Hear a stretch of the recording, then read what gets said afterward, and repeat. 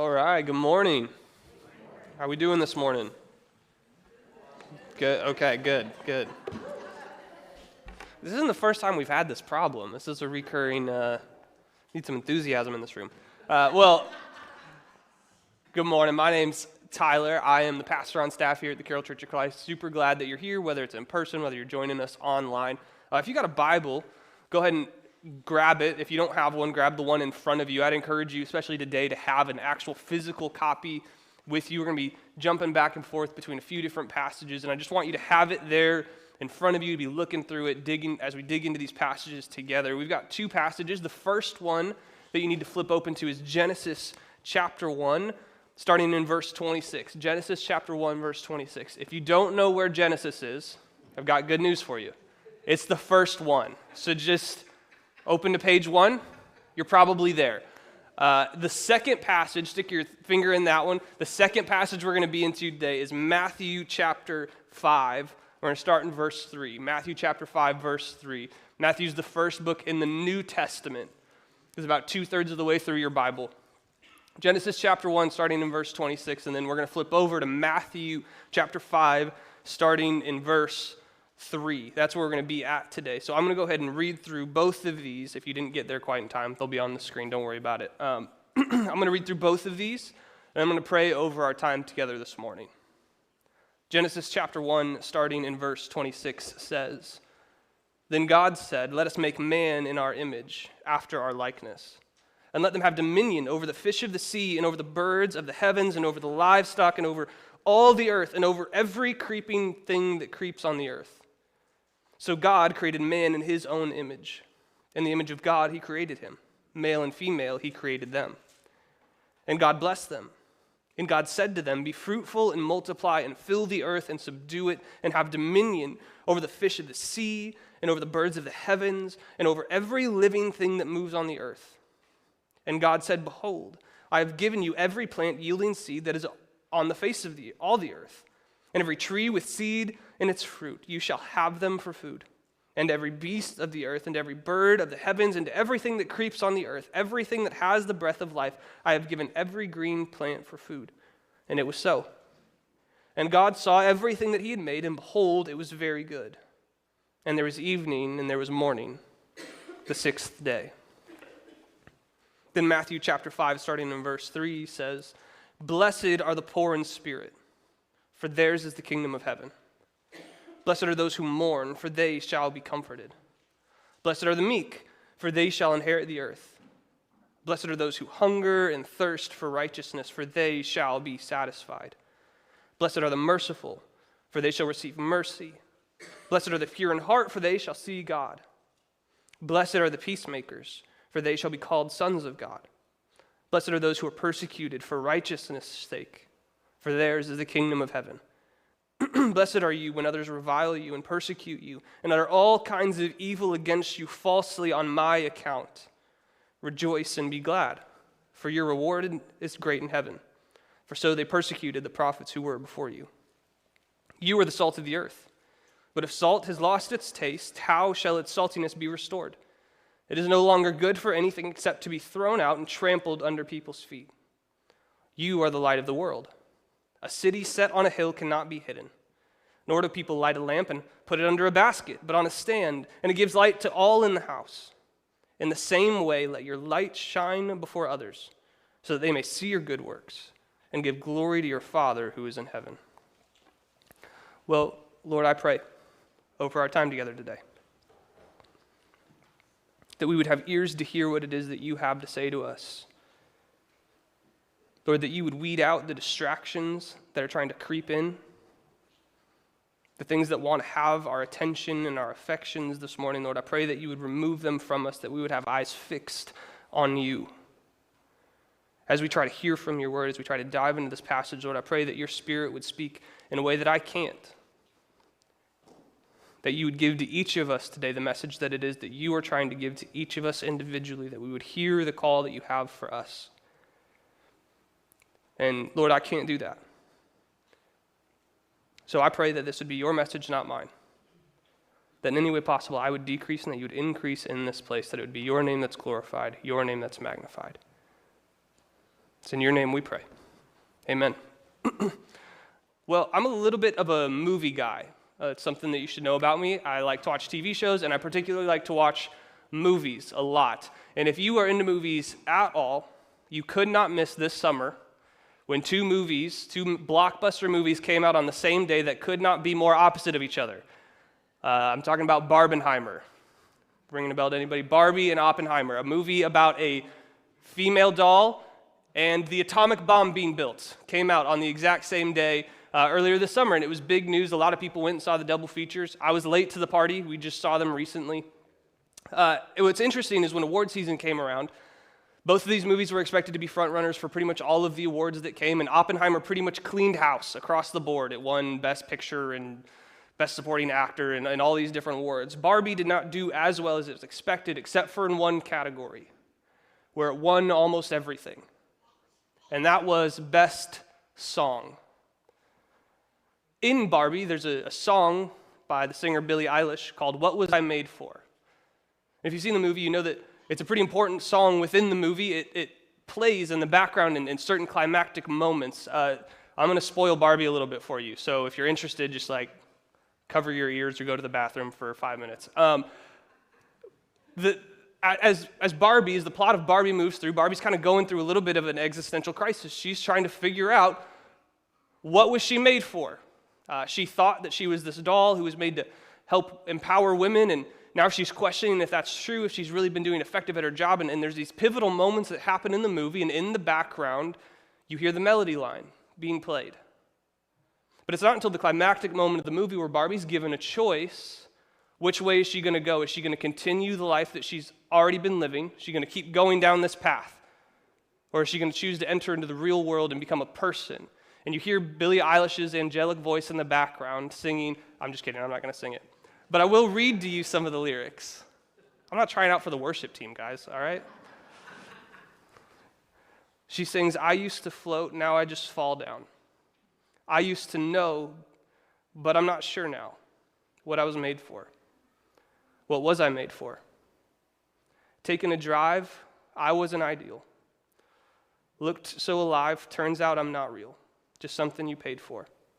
What was I made for? Because I don't know how to feel, but I want to try. I don't know how to feel, but someday I might. Someday I might. It's interesting, it was the first song from a movie to win Song of the Year at the Grammys since, get this, 1999. That song was My Heart Will Go On in the Titanic. This is a history-changing song, and I don't think it's just because Billie Eilish has a great voice, though she does.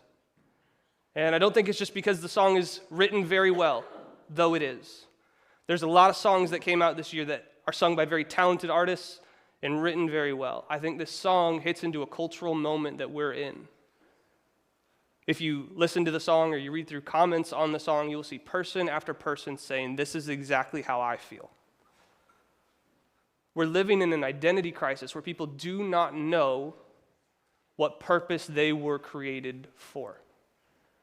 Ironically, actually just a couple weeks ago, The Atlantic came out with an article called The New Quarter-Life Crisis. If you don't know what a quarter-life crisis is, take a midlife crisis and just put it in your 20s. It's the same thing. 20-year-olds now are getting to the point where they're going, man, I just don't know that I've accomplished the things I was supposed to accomplish. Young people are getting married later. They're having their first kid later. They're buying their first home later than ever before. So all these things that have been told to them as markers of success, they are not reaching. And so they're going through quarter-life crises where they're trying to figure out what is the purpose of living. And The Atlantic wrote this whole article that what they found their purpose of living, because they're not getting married, they're not having kids, they're not buying homes, is they're running marathons. That's it. They're like, well, if I can't do any of those things, I'll at least run for a very long time, and then I'll have meaning and purpose in life. This is what we're doing as a society. This is how we're trying to find meaning and impact. The thing is, it's not new.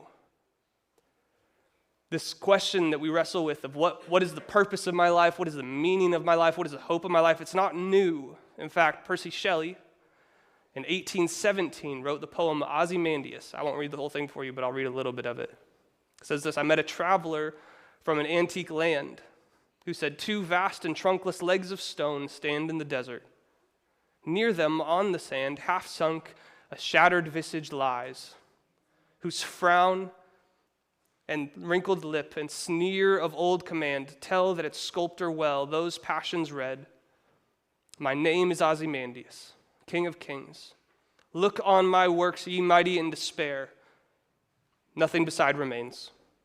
Round the decay of that colossal wreck, boundless and bare, the lone and level sands stretch far away. In other words, what Percy Shelley's writing about is a traveler who stumbles upon a statue in Egypt of a king that ruled there, Ozymandias. And he'd built this statue of himself, and he'd said, I'm King of Kings, look on my works in despair. But the irony is that now you're looking at the statue, and it's fallen apart, it's shattered, it's half covered, there's nothing around. You don't even know who Ozymandias is. And the point is, this king who created such incredible works, who would have been feared in his day, decades later, hundreds of years later, thousands of years later, we look at it and go, I don't even know who this man is. It's the question of what are you actually building into? Does your work mean anything? What purpose were you made for? We're in this series right now called Beyond These Walls, where we're talking about what does it mean to be a Christian in the world today? Not just on Sundays, not what should a church service look like, but what does it actually mean to go out and be the light of the world? To be the Christians that God has called us to be, the followers of Jesus that we're called to be. And last week we talked about the fact that the church isn't just a body that gathers on Sunday mornings to sing a few songs, hear a good sermon, and then we, cross it off of our to-do list for the week. The church is a people. We are the people of Jesus called into the world, not away from the world, but into the world for its benefit. And this week, we're going to look at what does it mean for us as Christians? What are we made for? What does God have for us in our life? And whenever you're going to ask a theological question like this, the best place to turn to is Genesis chapter 1. If you want to know God's plan for the world, in anything, if you want to know what God's plan for work is, what God's plan for marriage is, what God's plan for sexuality is, what God's plan for your relationship with animals is, you want to know how to be a good dog owner, turn to Genesis chapter 1 and chapter 2. And then if you want to know why life isn't actually like that, read Genesis chapter 3, and it'll answer all your questions. But Genesis chapter 1, verse 26 into 27, tells us why people were made. It gives you insight into why God created people. He says, let us make man in our image, after our likeness.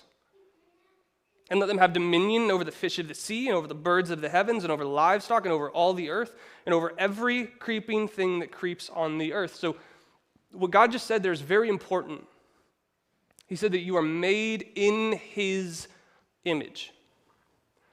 The question is, what does that mean? Does that mean we look like him? Does that mean we have characteristics similar to him? It's a tough question. Actually, you could fill libraries with the books that have been written on how to answer this question. I'm going to suggest today that we should look at what we already know about God in the book of Genesis if we want to understand what this means. So just look a few verses earlier. At Genesis chapter 1, verse 1, where it says, in the beginning, God created the heavens and the earth. The earth was without form and void. The darkness was over the face of the deep, and the Spirit of God was hovering over the face of the waters. And God said, let there be light. And there was light. You're probably pretty familiar with the first verse of the whole Bible. In the beginning, God created the heavens and the earth. It's a summary statement. We get an overview of everything that God's about to do over the next 2 chapters. God's about to create everything, the heavens and the earth, which is just a longer way of saying he's going to create everything. But then there's the second verse. A lot of times we skip from verse 1 to verse 3. God created everything, let there be light. But there's a verse 2 in there that I think is really, really important. And we skip over it because it's confusing. I want to read it to you one more time. The earth was without form and void, and darkness was over the face of the deep. And the Spirit of God was hovering over the face of the waters. What I want you to see is that Genesis chapter 1, especially in verse 2, what it's not necessarily doing is it's not necessarily telling you that God created everything from nothing. That's true. I'm not trying to blow your mind that much. All right, that's all over the Bible. That's still true. I'm not trying to change that. But But what Genesis 1 is showing you specifically is actually not that. It's showing you a chaotic situation. There's darkness everywhere. Everything's dark all the time. And then there's this water, this turbulent sea, and God's hovering over it. He's preparing to do something with this chaotic situation. And the first thing he does is he creates light. And the rest of the chapter matters too. I'm just not going to read it to you for the sake of time. He lays out 6 days of creation. 6 days of creation. And there's an order to this.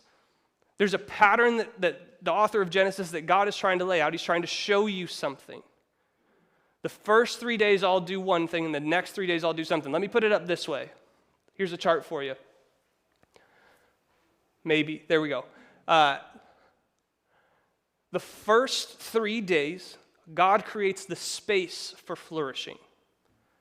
He creates the space for flourishing.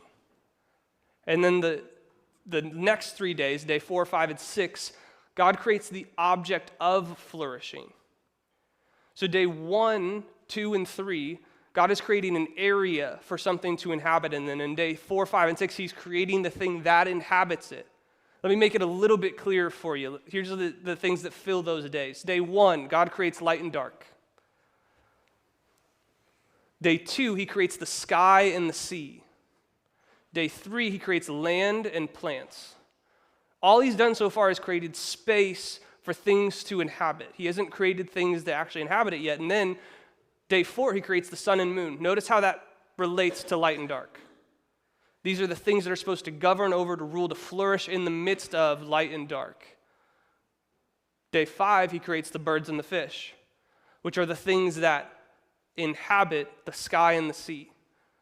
And then on the last day, he creates animals and people, which are the things that create, or inhabit, the land. What God is doing is he's taking a chaotic situation and he's shaping it in such a way that it creates a space and the objects of flourishing. He's making it so that the things he creates can flourish in the world. You wouldn't flourish if all we had was darkness and water. Some of you can't swim, all right? You wouldn't last a day before God came in and did some things. But God comes in and he creates a space for flourishing, and then he creates the object of flourishing. That's what God is doing in these first 6 days. So when he says, let us make mankind in our image, what he's saying is you are going to do the same kind of things that he does. You are going to take his spot in creation. That's why he says, let him have dominion over the birds of the air and the fish of the sea and over the animals, and let them have plans to eat food. You are created to do the kinds of things God does. That's what he means when he says you are made in his image. You are created to make space for other things to flourish and then put in objects for them to flourish. Let me give you an example. Earlier this week, I went out and I gardened. And if you've ever gardened before, it's not like you just grab seeds and you just throw them on the ground and then go, Lord, please, please, please, please, please. I just want some tomatoes so bad. No, what do? You clear out a spot.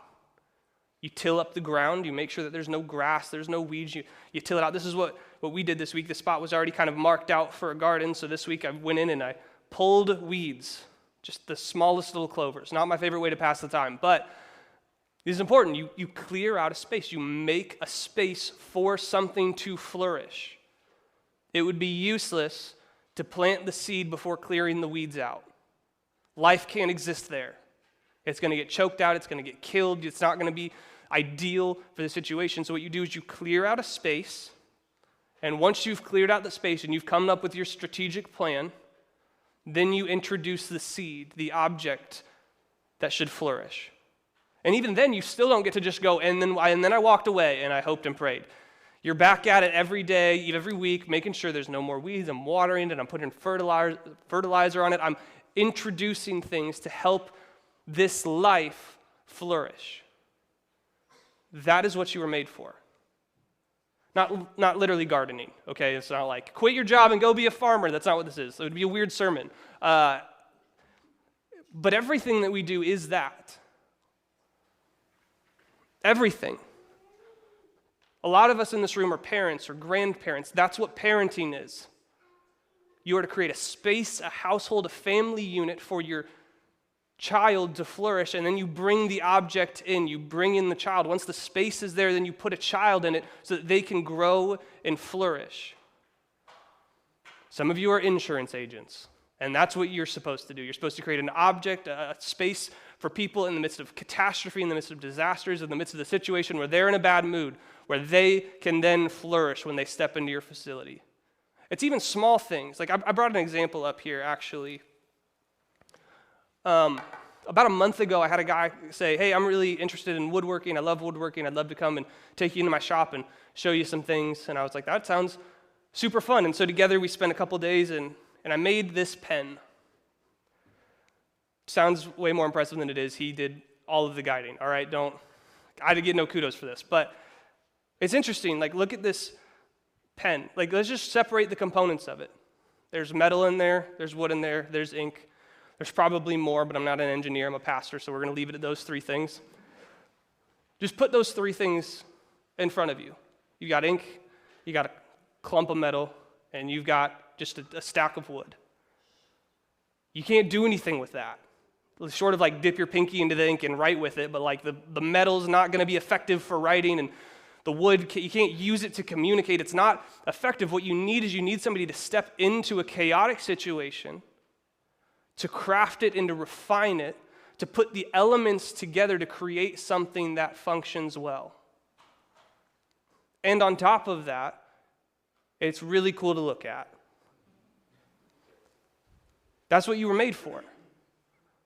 You were made to take chaotic situations and order and structure them in such a way that the things that inhabit that space can now flourish, that they can be productive.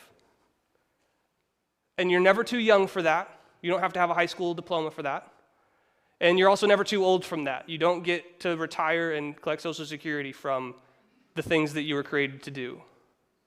You were created to make space for the things around you to flourish and then to introduce them into that area. That is what we were created for. It's what we were designed for. That's what God introduced to us in the garden. That's the thing that he created you to do. Jesus takes that same idea and he uses it as the foundation for a sermon he preaches way later in Matthew chapter 5. At this point, all we're talking about is the foundation. This isn't a particularly Christian sermon at this point. That's just generally true. You were created to make space for flourishing, to create things that are beautiful and meaningful to the world. But on top of that, what Jesus does is he comes and he takes it up a notch. He levels it up a little bit. In Matthew chapter 5, this is the start of Jesus' really, I would argue, greatest sermon. It's called the Sermon on the Mount. It's 3 chapters long in Matthew. We're only going to cover really the introduction portion of it. But he starts a sermon on what does it mean to be a citizen of the kingdom of God? What does it mean to look like and to inhabit? And he starts with a section called the Beatitudes. I'm going to skip over that for now. We're going to come back to it in just a second. After the Beatitudes, he moves on into the section that's fairly famous. He says, you are the salt of the earth. And if salt loses its saltiness, what is it good for? Nothing. Just throw it in the trash can. And he says, you are also the light of the world. You're a city on a hill that can't be hidden. But if you light a light, you turn on the lamp, do you then go put a bucket over it? No, that would be pointless. It would be a complete waste of your electric bill and not helpful at all. You put it on a desk so that it can give light to the whole room. And what I think Jesus is doing here is he's just laid out for us already in the sermon. He's pulling back. We are created for impact. That is what you were made for. You were made to impact, not just for yourself. You were made to impact the lives of the people around you, the things around you, the creation around you. You are made to impact this world. And then what he does in the sermon is he pulls back and he says, but listen, there's a couple things that will prevent you from impacting the world. He gives us 2 traps that we'll fall into that will prevent you from impact. The first one is that you will become unsalty salt. So let me put what he actually, I think, means by this. What he's saying is that you will become like the world. Salt that has lost its salt is not useful. He just laid out for us in the Beatitudes a way that we're supposed to be different from the world, a different way of thinking than the world. And now he comes out and he says, but what happens if you're not like that?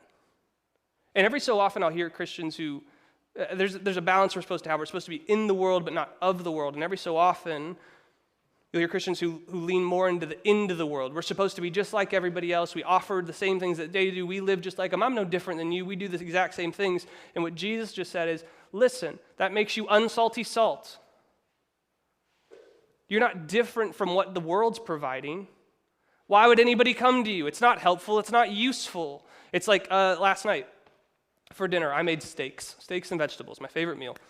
And if that meal is going to be good at all, you have to add so much salt to it. I mean, I just salted the steak so much and then just let them sit in the salt for hours. And then the veggies, I salted them before I cooked them. And then after I cooked them, I added more salt. It would have been a very disappointing meal if we realized that our salt had no salt. It would be terrible. It would have been just throw it away. It's not any good anymore. And what Jesus is saying is it's the same thing for you. How are you supposed to provide meaning and flavor and purpose into the world if you look exactly like them? If you are no different than them, you can't impact the world. You don't meaningfully impact people that you are exactly like. The second trap that we fall into is that we become covered lamps. In other words, we retreat from the world. We go, I'll be a Christian in the church service. I'm not going to do anything. I'm only going to listen to the Christian music. I'm only going to watch the Christian movies. I'm only going to talk to Christians. I don't want to have anything to do with those terrible, pagan, horrible, no good people out there. You can't impact people that you don't interact with. You can't provide light to darkness if you've covered your lamp. And so what God just said, what Jesus just said, is that there's two things that'll prevent you from impacting anybody meaningfully. It's that you'll look exactly like them, or that you'll never interact with them in the first place. And if we do those two things, we can't actually impact the world. And he just gave you the actual recipe for impacting the world in the Beatitudes. I want to read you this list. First off, actually, think in your mind, if you were going to make a list of somebody who is an impactful person, somebody who's a world changer, who's a mover and shaker, who gets things done, somebody you want to be like, you want to aspire because they're driven, they're motivating, they're all these different things. What comes to mind immediately? Just mentally make that list. Probably like hard worker, smartest person in the room. Maybe even go to like good looking. I don't know where your mind goes. You start coming up with the list. Here's what Jesus' list is. He says, blessed are the poor in spirit, for theirs is the kingdom of heaven. Blessed are those who mourn, for they shall be comforted. Blessed are the meek, for they shall inherit the earth. Blessed are those who hunger and thirst for righteousness, for they shall be satisfied. Blessed are the merciful, for they shall receive mercy. Blessed are the pure in heart, for they shall see God. Blessed are the peacemakers, for they shall be called sons of God. Blessed are those who are persecuted for righteousness' sake, for theirs is the kingdom of heaven. Blessed are you when others revile you and persecute you and utter all kinds of evil against you falsely on my account. Rejoice and be glad, for your reward is great in heaven. For so they persecuted the prophets who were before you. He lists out 9 things. Anybody come up with one of those 9 in your list? No, you didn't say like successful people are the ones who mourn a lot. Or like successful people are the ones who everybody hates. It's not the list we would come up with. It's surprising, and it's supposed to be. But what Jesus just laid out is if you want to make impact in the world, if you want to be different than the world, this is what the list looks like. You'll be poor in spirit, which just means that you are completely and totally dependent on God. That you understand that you cannot do this on your own. You're not strong enough, you're not skilled enough, you're not enough to do this fight on your own. You have a God who you need and you can depend on and who's faithful to you and who wants to walk with you through this. You're poor in spirit. That you mourn. That you understand that we live in a broken world, and so you look out on the tornadoes that just happened a couple days ago. And it breaks your heart because you know this is not the way that the world was meant to be. And you look in even at yourself and you realize, I'm not the way that I was meant to be. I'm broken. I fall short of my own standards, let alone God's standards. And so you mourn. You're meek. You're humble. You don't assert your own way. You don't assert your own authority. You don't rule over people. You have humility. You hunger and thirst for righteousness. You're not willing to do whatever you have to do to get ahead. Because you're here to be a person of integrity, to honor God with every single thing that you do, even if it means that you don't close the business deal, you don't get that promotion, you don't get the slightly higher tax refund because you're going to do your taxes the way that they were meant to be done. You're merciful. When the world demands justice, you demand mercy and grace. You're pure in heart. You're a peacemaker. You're not here just to ruffle feathers. You're not here to just insert your will into any situation and whatever happens, happens. Let the cards fall where they may. I'm going to be right and I'm going to be right about it and nobody else can convince me otherwise. You're here to make peace. Listen, you can be right and you can still be wrong. Blessed are those who are persecuted for righteousness' sake. That not just are you righteous, listen, I promise you, if you try to follow God's laws, follow his ways, there will be people who think that you are crazy.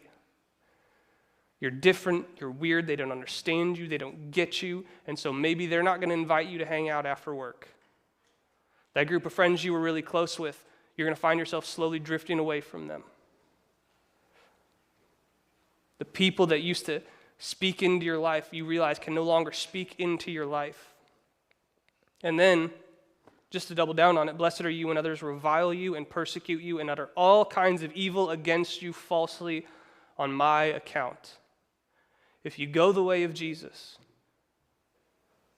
people will come against you, sometimes even falsely, because they don't like what you stand for and what you're about. But what Jesus just said is this is the way you make an impact in the world, which is not how we would define impact. But let me just prove it to you real quick. We just remembered the death of a man who died a little bit over 2,000 years ago, who was betrayed by one of his closest friends, who died at the hands of Roman officials, who's trying to establish a kingdom, but his plan was in some ways thwarted by these Roman officials.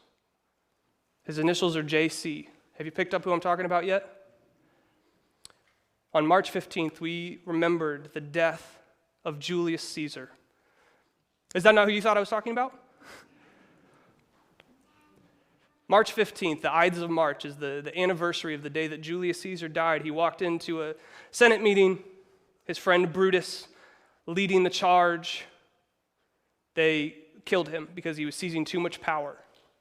He was power hungry, he was motivated, he wanted all of Rome to bow before his feet. Actually, not long after, the next emperor grabbed onto what Julius Caesar was doing and called Julius Caesar a god, and then himself Julius Caesar's son, therefore he was the son of a god, whole power grab. Anyways, Roman politics is crazy if you ever want to talk about that. Here's my point though. Did you catch the similarities between Julius Caesar and Jesus?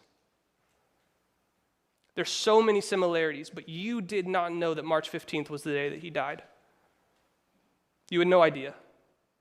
In fact, it was so much so that I said all those things, and nobody was probably like, I can't tell. It could be Julius or it could be Jesus. It's really a coin toss which one he's talking about. You all went straight to Jesus. Julius was a man marked by the things that we talk about. He was power hungry, he was power grabbing, he had the position of authority, he commanded the greatest empire of the time. He set the Roman Empire on the path that it was for total dominance. That's who Julius Caesar was, and yet we don't remember his name.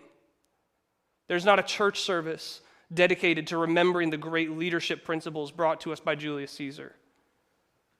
But the man who was meek,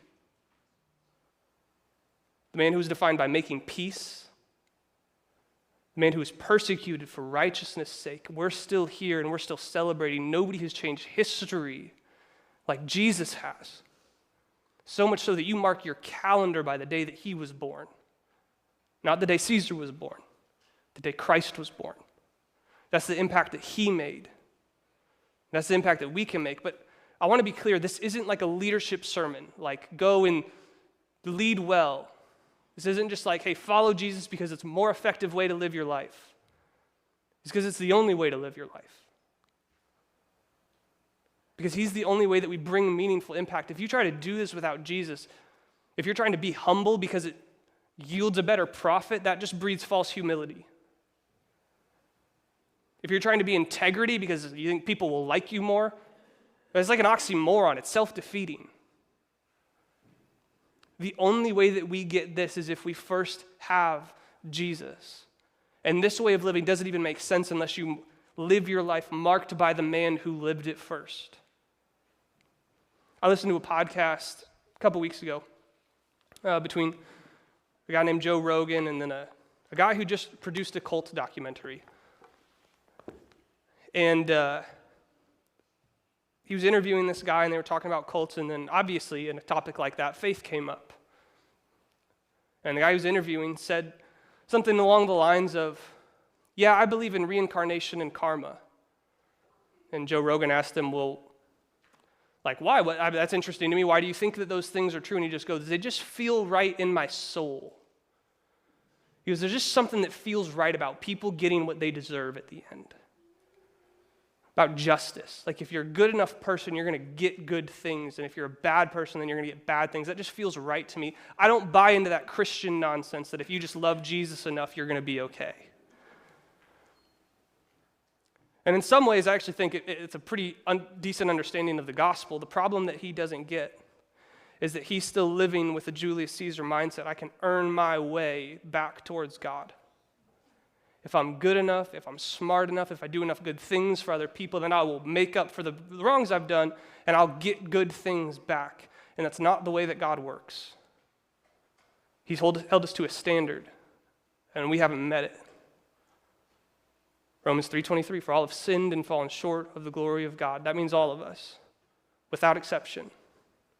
You can't earn your way back towards God. We have to fall humbly into his grace, into his mercy. It's because he was meek first. It's because he was humble first. It's because he mourned first for the people of God, because he gave himself fully to us. We now have a way back to him. And if that's how he lived, then that's how we're called to live in return. He gave himself freely for us. And so we give ourselves freely for others, for those around us, because we follow the suffering King. We will be the people who serve. We follow the King who on the night he was betrayed washed the feet of every single one of his followers, including the one who was about to betray him. So we are called to be the kind of people who wash the feet of those around us, even the ones who hurt you. That's what it means to make an impact in the world. You were made for impact. You were made to be different from the world, and yet to be a light in it. Not to separate yourself from it, but to stand as another way forward, that we are the people of Jesus who follow the way of Jesus. It's a better way. It's a way with hope. Not bitterness, not anger, not wrath, not constantly trying to figure out how to climb one rung higher on the ladder, but to lower yourself and understand that we have a good God who loves us, who meets us where we are. His grace is sufficient for us.